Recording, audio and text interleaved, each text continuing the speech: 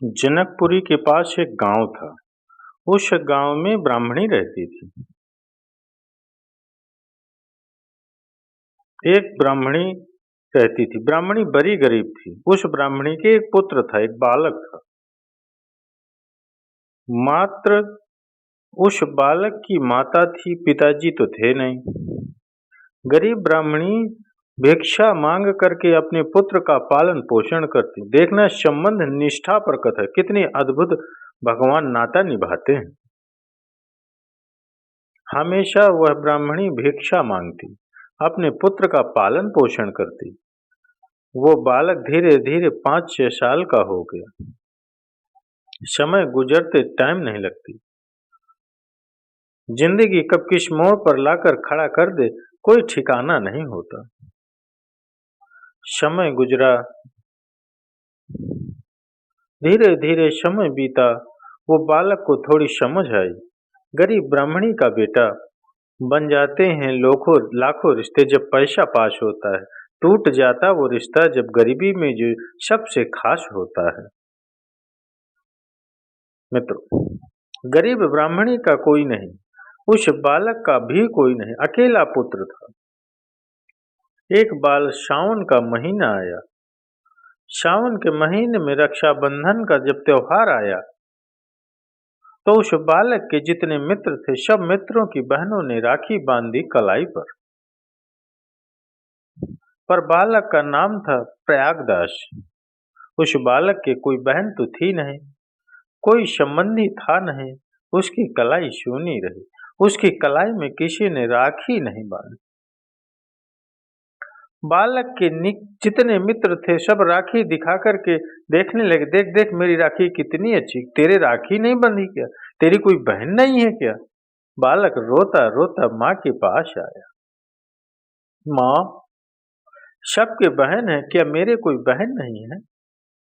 मुझ में उनमें क्या अंतर है? मेरे हाथ है तो उनके भी हाथ है।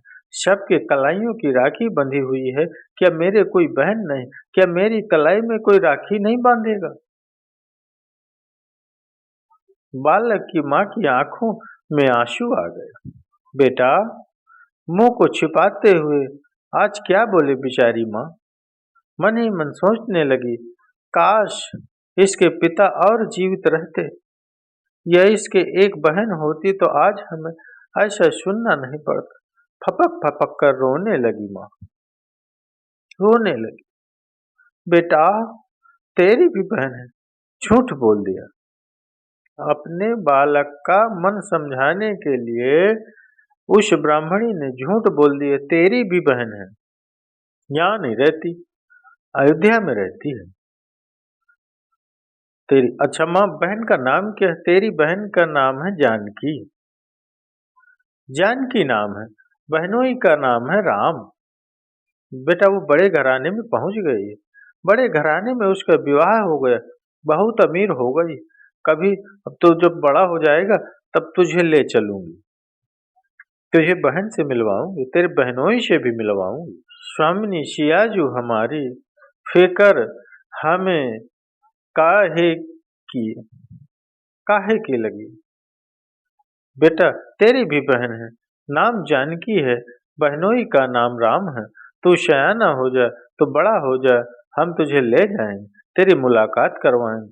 बालक तो चिल्ला पड़ा, नहीं माँ, तो मैं अभी जाऊंगा, मैं तो अभी जाऊंगा। बेटा, अभी नहीं, अभी तुम बच्चा है, बहुत दूर है, अयोध्या नजदीक थोड़ी है। बालक जिद करने लगा, जिद करता रहा। माँ बेचारी रोती रही, समझाती रही, बेटा मान जा, अभी नहीं, जब तुम बड़ा हो जाएगा तुझे ले चलेंगे। रात हो गई।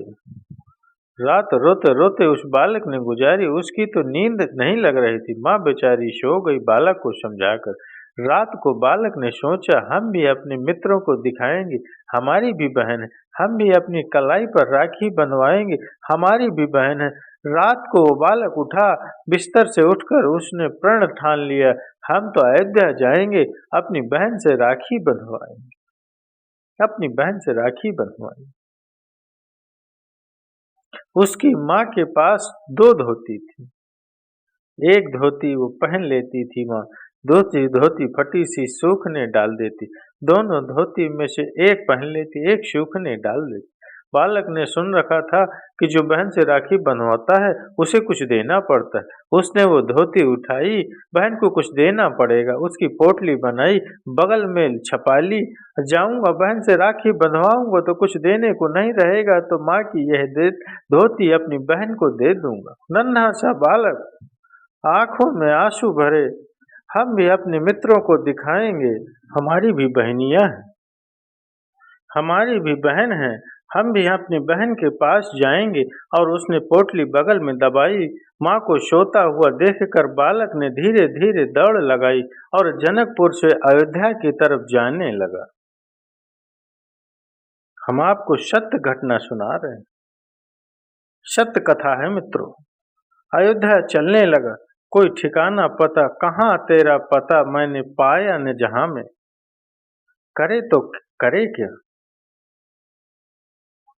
बालक को पता कुछ है नहीं कि अयोध्या कहाँ है। बालक तो बहन का नाम पता याद कर लिया, बहन का नाम जानकी, बहनोई का नाम राम। अयोध्या में रहते हैं, बड़े घराने के मालिक हैं, बस यही बार बार उरटता।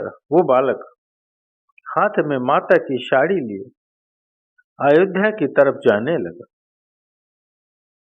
मित्रों, हाथ में साड़ी लिए जैसे ही जाने लगा, गरीब का कोई नहीं होता, कोई नहीं होता। जंगल जंगल गया, भगवान से भी रहा नहीं गया।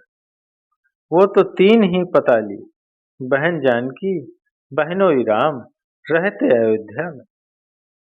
मन में वही उल्लास, वही उमंग, हम जाएंगे, बहन हमें पकवान खिलाएगी, हमें देखकर बड़ी प्रसन्न होगी, हम राखी बंधवा करके आएंगे, हम अपने मित्रों को दिखाएंगे। वही मन में भाव भरे हुए बालक चला जा रहा, जंगल में सो गया। और जंगल में सोया तो भगवान ने ऐसी लीला की कि उसे अयोध्या पहुंचा दिया। आंख खुली, शहर को देखकर तो कोई नगर आ गया, बड़ा सुंदर सा नगर है। किसी से पूछा ये कौन सा शहर है, कौन सा नगर, कौन सा गांव? किसी ने कहा ये अयोध्या धाम है, अयोध्या धाम। हो माता जी खामखा परेशान हो रही थी, नाराज हो रही थी, बड़ी दूर की, देखो कितना नजदीक है, कितने जल्दी तो आ गए। अयोध्या आया, अब तो और उमंग है, अब तो हम बहन के घर जाएंगे, राखी बंधवाएंगे। कोई भी मिलता तो पूछता, पता पूछता, भैया यहाँ हमारी बहन जानकी कहाँ रहती है? लोग पूछते, भाई जानकी और पता बताओ।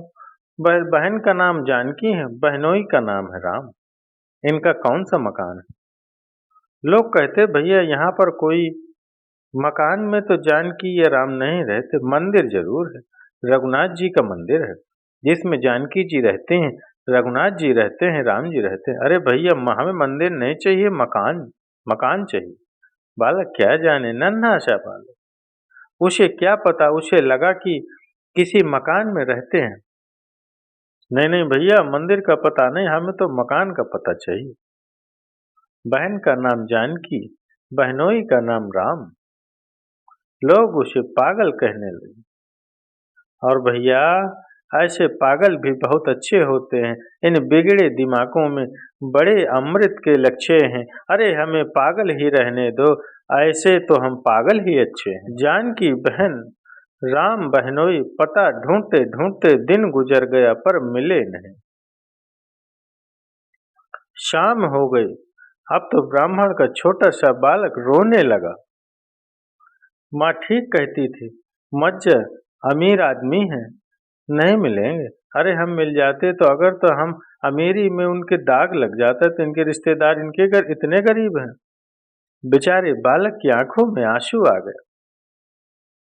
रोता रोता बालक अयोध्या की गलियों में घूमे, और कोई पूछे भाई क्या हुआ, बोले कुछ नहीं, हमें पता नहीं मिल रहा है। किसका? बहन जानकी, बहनोई राम। मित्रों, आंसू डबडबा के उसके छलक रहे थे, मिले नहीं तो रात हो गई। रात हुई, एक वृक्ष के नीचे आकर के बैठ गया। वृक्ष के नीचे टिक कर के बैठ गया, सोचने लगा सुबह होगी, सुबह होते ही मैं वापस निकल जाऊंगा। माँ भी वहाँ परेशान हो रही होगी। बहन और बहनोई तो हमारे अमीर हैं, वो तो हमें मिले नहीं, न मिल सकते हैं। अरे खामखा बेकार आ गए, अब हम लौट कर मैं जिंदगी में नहीं आऊंगा। एक बार में मैं वापस और चला जाऊँ, सुबह उठते ही चला जाऊंगा, रात गुजर जाऊंगी। ये सोचते रहा, ये सोच रहा था। रात जोर से हुई, भगवान से रहा नहीं गया। राम जी ने कनक भवन में जानकी जू से कहा, जानकी पता है तुम्हारा भाई आया? हाँ आया तो है, जाओ राखी बांधो। भाई राखी बंधवाने आया है। जानकी जी ने श्री हनुमान जी को आज्ञा दी। हनुमान जी ने एक सफेद रंग का हाथी मंगवाया और सफेद रंग के हाथी के ओहदे पर श्री जानकी जी राम जी विराजमान भये। महावत हाथी चलाने वाले श्री हनुमान जी बने, महावत हनुमान जी बने। हौदे के ऊपर राम जी बैठे, राम जी के साथ श्री जानकी जी बैठी। 8-10 सैनिक इस तरफ, 8-10 सैनिक इस तरफ, सफेद हाथी पर विराजमान होकर के राम जी और जानकी जी, अब जानकी जी अपने भैया के कलाई में राखी बांधने के लिए चल पड़े। पहुंचे जिस वृक्ष के नीचे प्रयागदास लेटा था, तो लेटा हुआ रो रहा था, काश हमारो कोई होता, आज हमें सबको सबको चले। वही बात पुरानी है, बन जाते हैं लाखों रिश्ते कि जब पास होता है, टूट जाते हैं वो रिश्ता गरीबी में जो सबसे खास होता है। आंखों में आंसू आए, रोने लगा प्रयागदास। तब तक एक चमत्कार देखता प्रयागदास के एक तेज पुंज प्रकाश प्रकट हुआ। उस प्रकाश में एक सफेद रंग का हाथी सामने से चला आ रहा। हाथी एकदम जोर से चला आ रहा। 20-25 सैनिक इधर 20-25 सैनिक इस तरफ से। बालक डर गया, नन्हा सा ब्राह्मण का बालक प्रयागदास को लगा कि कहीं ऐसा तो नहीं कि इन्होंने हमें मारने के लिए, कुचलाने के लिए भेज दिया हो। रोने लगा, डरने लगा। तब तक क्या देखता है, हाथी रुका। सैनिकों ने सीढ़ी लगाई, सीढ़ी से श्री सीताराम जी उतरे। सत्य घटना सुना रहे हैं मित्रों, कलयुग की। उस सीढ़ी से श्री सीताराम जी हाथी से नीचे उतरे। महावत हनुमान जी बने थे। हनुमान जी नीचे उतरे, जानकी जी, राम जी, हनुमान जी नजदीक आए। सैनिक वहीं रुक गए। जब नजदीक आए तो श्री राम जी ने बालक से कहा, बालक प्रयागदास देखो कौन आया है। हाथ जोड़कर कपता हुआ, रोता हुआ बोला, कौन आया? अरे बोले कोई नहीं। जानते नहीं हो तो कौन? बहन आई है तुम्हारी, ये देखो ये तुम्हारी बहन है सीता। बालक प्रयागदास रोता हुआ बोला, ये हमारी बहन हो ही नहीं सकती। क्यों, पहले तो मिले हो कभी? नहीं मिले नहीं, पर मैं बहन की पहचान जानता हूँ। अच्छा, बहन की पहचान क्या होती है? बोले, भगवान राम, बहन सीता तुम्हारी है। बालक बोला, हमें समझ नहीं आता है। क्यों? क्योंकि विरह बताशे भाई से लिपट लिपट कर रोती है बहन, जब भाई मिलने के लिए बहन के पास आता है। ये हमारी बहन हो ही नहीं सकती, वरना भाई मिले तो बहन ऐसी ही खड़ी रहे। वो लिपट लिपट कर रो पड़ती है भाई को देख करके, ये हमारी बहन नहीं हुई हो सकती। ज्यों ही इतना कहा, श्री जानकी जी के नेत्रों से आंसू छलक गए, आंसू छलक गए। जानकी जी रोने लगी, आंखों में आंसू भरकर, और लिपट लिपट करके वह रोने लगी श्री जानकी जी, और बोल पड़ी, भूल गए मैया पर भैया हमें भूले नहीं, भूल गए मैया पर भैया हमें भूले नहीं। भैरव सिया के और भाव भर आता है, रोने लगी सीता, आंसुओं से पग धोने लगी। भाई भगनी का संसार में गजब का यह नाता है, गजब का यह नाता है। भाई भगनी का संसार में गजब का यह नाता है। श्री जानकी जी की आंखों में आंसू आ गए। श्री जानकी जी फूट फूट कर रोने लगी, लाओ हम तुम्हें राखी बांध दें। अब तो प्रयागदास और रो पड़ा। हाथ की कलाई को आगे किया। श्री जानकी जी ने राखी ली, रोती जा रही श्री जानकी जी, और प्रयागदास की कलाई पर राखी बांधी श्री जानकी जी ने राखी बांधी। आह मित्र, उस दिव्य छटा को देखकर श्री हनुमान जी भी रो पड़े। कलाई में राखी श्री जानकी जी ने बांधी तो प्रयागदास की आंखें छलक पड़ी। आज तो प्रयागदास बड़ा खुश है कि वापस जाऊंगा तो जगत को दिखाऊंगा, अपने मित्रों को दिखाऊंगा कि देखो मेरी भी बहन है, मैं राखी बंधा करके आया। रोने लगा प्रयागदास, रोने लगा प्रयागदास, आंखों में आंसू भरे हुए थे, रोने लगा प्रयागदास। साड़ी ली, वैभव को देखा तो मन में विचार हुआ कि दूं के, ये तो इतने अमीर हैं, इतने इतने सिपाही लगे हाथी पर बैठ करके आए, मैं तो गरीब हूँ, इनको दूं के। फिर भी वो साड़ी, फटी सी साड़ी अपनी माँ की बहन के हाथ में दे दिए कि कुछ भेंट लाया हूँ, कुछ भेंट लाया। श्री जानकी जी रोते हुए बोली, हमें कुछ नहीं चाहिए भैया, मैया से कह देना हमारे पास सब कुछ है, कुछ भी नहीं चाहिए। नहीं नहीं रखो ना। जानकी जी बोली, मत दो, हमें पता है हमारी माँ के पास 2 ही साड़ी है, एक को वो पहनती है, एक तुम उठा करके ले आए, अगर ये भी तुम हमें दे दोगे तो हमारी मैया क्या पहने। कुछ नहीं चाहिए, ले जाओ। और जानकी जी रोने लगी, प्रयागदास रोने लगे, और दोनों रोते रोते अधीर हो गए, और देखते ही देखते रात के समय का वो अदृश्य गायब हो गया, वो दृश्य गायब हो। हाँ मित्र, सुबह हुई, आंखें लाल, आंसू भरे हुए वशिष्ठ कुंड पर एक महात्मा रहते थे। महात्मा समझ गए कि भगवान की कृपा इस पर हो गई। बालक प्रयागदास उन महात्मा ले गए, अपने आश्रम बैठाया। दिन हुआ, कुछ नारियां स्त्रियां प्रसाद का थाल लेकर आए। प्रयागदास को देकर बोली, दिन में हमारे घर में सत्यनारायण हुई है, प्रसाद पाओ, थाल हम बाद में लेकर के जाएंगे। प्रयागदास ने, महात्मा ने प्रसाद पाया, थाल लेने कोई सामने तक नहीं आया। महात्मा समझ गए श्री जानकी जी अपना नाता निभा रहे, श्री जानकी जी अपना नाता निभा रहे। शाम होने लगे, प्रयागदास ने सोचा कि घर जाना चाहिए, राखी हाथ में बंधवाए प्रयागदास घर की तरफ चले।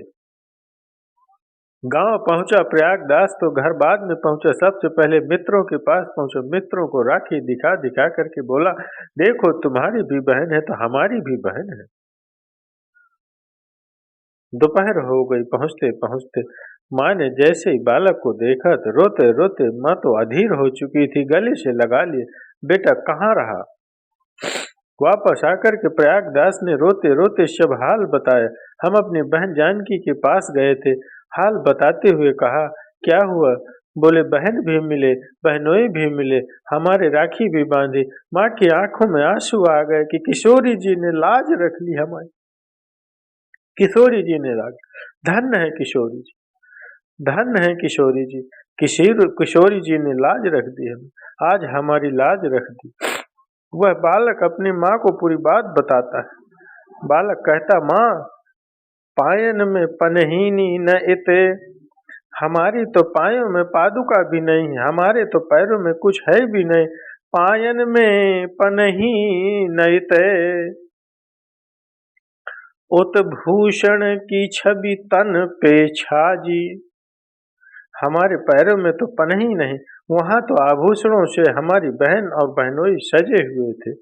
पायन में पनही नयते, पायन में पनही नयते, उत भूषण की छवि तन पे छाजी। जाहि विनीत लिखीती धरनी। विनीत बाबा कहते हैं, जिसके कर्म में धरती लिखी, जिस भाई के कर्म में, जाहि विनीत लिखी धरनी, ताहि की बहिनी गजराज विराजी। जिस भाई के भाग्य में धरती लिखी है, उसकी बहन तो हाथी पर बैठी थी। माँ सुनती जा रही, रोती जा रही, धन्य है सियाजू हमारी, नाता निभायो आपने। धन्य है सियाजू, धन्य है। माँ कहती और क्या बात हुई? बालक कहता माँ, मानने की बात नहीं मन में, चित में एक चोट लगी मोहे माँ जी। माँ, मान की बात नहीं है, मान की बात नहीं मन में, चित में एक चोट लगी है माँ जी।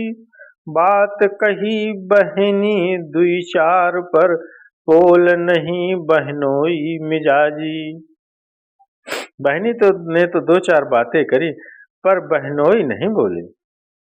माँ बार बार रोने लगी, आंखों में आंसू भर आए। बहुत दिन बीते तो अब तो बालक रोज कहे, माँ मैं फिर से बहन के पास जाऊं क्या? माँ बार बार डांटने, अब नहीं जाना, अब नहीं जाना है, बड़े हो जाओ फिर चले जाना। बड़े हो गए, मन तरसता रहा, मन तड़पता रहा। जाने को अयोध्या उस बालक को नहीं मिला। कुछ दिनों बाद उस बालक की माँ मर गई, मर गई, मर गई, बीमार होकर के मर गई उसकी माँ। अब तो बालक तो स्वतंत्र हो गया। बालक के मन में तो वह अयोध्या में से श्री जानकी जी के दर्शन का भाव था।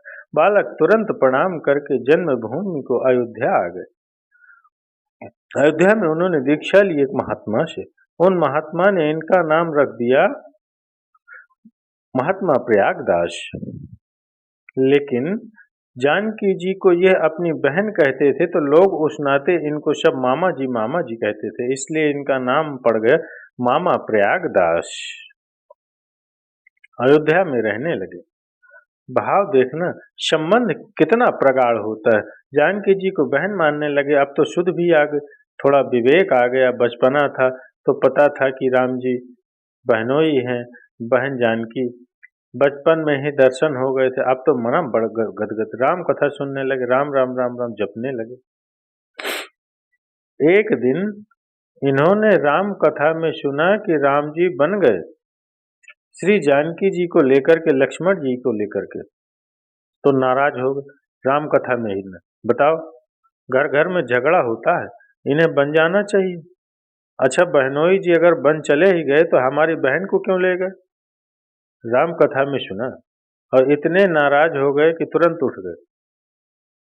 और जो कथा बाँच रहे थे उनसे बोले, अच्छा बचाओ भगवान कहाँ तक पहुँचे? तो कथा व्यास जी ने कहा चित्रकूट।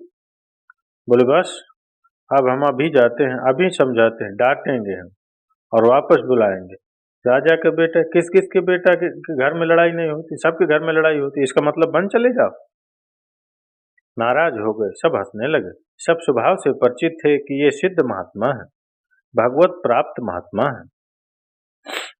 आज तक आपने किसी से कुछ नहीं मांगा, आज आपने लोगों से धन मांगना शुरू कर दिया। भैया पैसा लाओ, हम पैसे चाहिए। लोग हंसने लगे, महाराज किस लिए चाहिए? अरे तुमने सुना नहीं, हमारी बहन और बहनोई बन गए, पर वहां बन में बड़े कांटे लग रहे होंगे, जूता नहीं पहन गए। हम 3 जोड़ी जूता खरीदेंगे और 3 जोड़ी पलंग खरीदेंगे। हम जा करके दे करके आएंगे, नहीं लौटेंगे तो कम से कम पाँव में कांटे तो न लगे। लोग भी बड़े भावुक, लोगों को इनके बारे में पता ही था। लोगों ने भी खूब लुटा लुटा करके धन दिया। इन्होंने 3 जोड़ी जूता खरीदे, 3 पलंग खरीदे, सिर पर रखे और चित्रकूट चल दिए। मामा प्रयागदास स्वरूप संबंध निष्ठ महात्मा राम जी से मिलने के लिए चित्रकूट गए।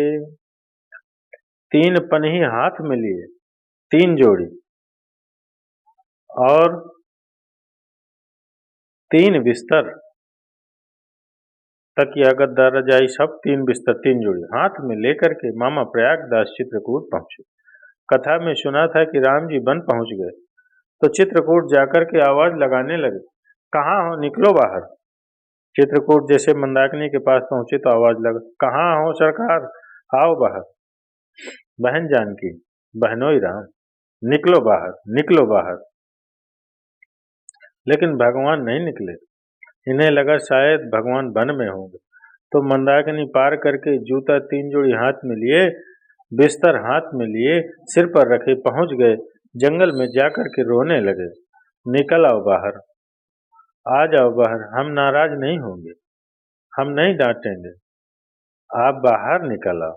श्री जानकी जी ने कहा, सरकार बुरा न माने तो दर्शन दे दे। और भगवान वहीं वन में पुनः मामा प्रयागदास जी को दर्शन देने के लिए प्रकट हो गए।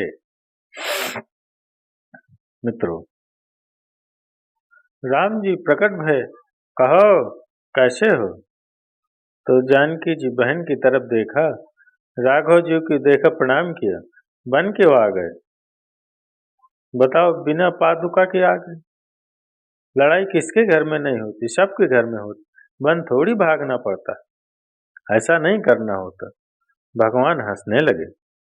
भगवान को दया लग गई, सो भगवान हंसने लग गए। प्रयागदास जी बोले, आप आ ही गए तो लौटना नहीं चाहते हो तो एक काम करो, ये बिस्तर लो, पलंग, इस पर लेटो, आराम करो। ये हम जूता लाए हैं, इनको पहन करके चलो, कांटे लग जाएंगे, पांव फट जाएंगे, आफत हो जाएगी। जानकी जी ने कहा, सरकार बुरा न माने तो प्राणनाथ ने एक निवेदन करें। श्री जानकी मैया ने कहा, इनको आप अपने साकेत के दर्शन करो, क्योंकि ये भाव भक्त वाले हैं। भगवान ने लीला करके मामा प्रयागदास जी को साकेत के दर्शन करवाए। मामा प्रयागदास जी का दिमाग खराब हो गया। बोले, वाह, आप तो फिजोली का नाटक करते हो बन जाने, ठाट बाट तो देखो कितने गजब के हैं साकेत में। भगवान बोले, वही तो श्री प्रयागदास जी को लीला की। भगवान से कहा, ये लो। भगवान बोले, हम नहीं लेंगे, अब इनका हम क्या करें? आज तक पैसा नहीं किसी से मांगा, आपकी पलंग लेने के लिए धन और मांगना पड़ा। भगवान बोले, कोई बात नहीं, किसी को दे देना। किसको दे? 2 बिस्तर, दो दो जोड़ी जूता वहीं छोड़ दे, एक पलंग लिए, एक जूता अपने पाँव में पहने और प्रयागदास जी आ गए। प्रयागराज पहुंच गए। प्रयागराज में संगम के किनारे एक दूरी पर एक जगह नीम के नीचे बढ़िया पलंग बिछाया, उसके ऊपर लेट गए। नीचे पानी का करवा, करवा जानते हो? करवा यानी मटका, उसको करवा कहते हैं। पानी का करवा नीचे रख लिया। कुछ लोग आए, अरे महात्मा यहाँ क्यों लेटे हो? मेले में चलो, मेले में। बोले, हम क्या करेंगे मेले में, हमें कोई काम नहीं है मेलों में। और जोर से बोल पड़े मामा प्रयागदास, मतवाले हैं वहां इकट्ठे, जहां करे क्या मेलों में, प्रयागदास श्री राम को लेकर पड़े रहेंगे ढेलों में। हम वहां क्या करेंगे, हम तो यहीं अच्छे। तो किसी ने कहा, देखो कितना झूठ बोल रहे, बड़े पलंग पर तो पड़े हो, वीआईपी तो तुम्हारी व्यवस्था है, और तुम कहते हो ढेलों में पड़े हो। तो किसी ने कहा, आपको बोलने में शर्म नहीं आती? तो प्रयागदास जी बोले, सुनो, नीम के नीचे खाट बिछी है, नीम के नीचे खाट बिछी है, खाट के नीचे करवा, करवा यानी पानी का मटका, नीम के नीचे खाट बिछी है, खाट के नीचे करवा, अप्रयाग दास अलमस्ता सोए, राम लला को शर्वा। वहां जनकपुर तरफ में सारे को शर्वा कहते हैं। क्या कहते हैं? शर्वा, सारा। वृंदावन में कहावत, दीवाल बिगाड़े यारो, घर द्वार बिगाड़े सारो। तो प्रयागदास जी बड़े मौज के साथ बोले, नीम के नीचे खाट बिछी है, खाट के नीचे करवा, प्रयागदास अलमस्ता सोवे, राम लला का सरवा, राम लला को सरवा। किसी ने कहा, कौन हो? बोले, हम साले साहब सार हैं, राम जी के साले हैं। किसी ने कहा, बहुत विचित्र बात है, राम जी के सार, बताओ राम जी का सार हो तुम? तो प्रयागदास बोले, हम तो रामदास जी के सार हैं, राम जी के सार हैं, पर राम जी तो संसार के सार, हम तो सिर्फ राम जी के सार हैं, पर लेकिन राम जी तो संसार के सार हैं। और अंत में बोले प्रयागदास, या पूरे संसार में राम नाम एक सार, हमरी शमशर को करे, हम सारों के सार।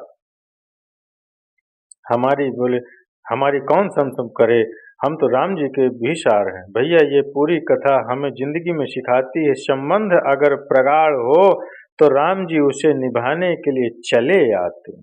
मित्रों, अगर ये कथा आपको अच्छी लगी हो तो एक लाइक और कमेंट्स में जय श्री राम, जय श्री जानकी माता की जय अवश्य लिखिए।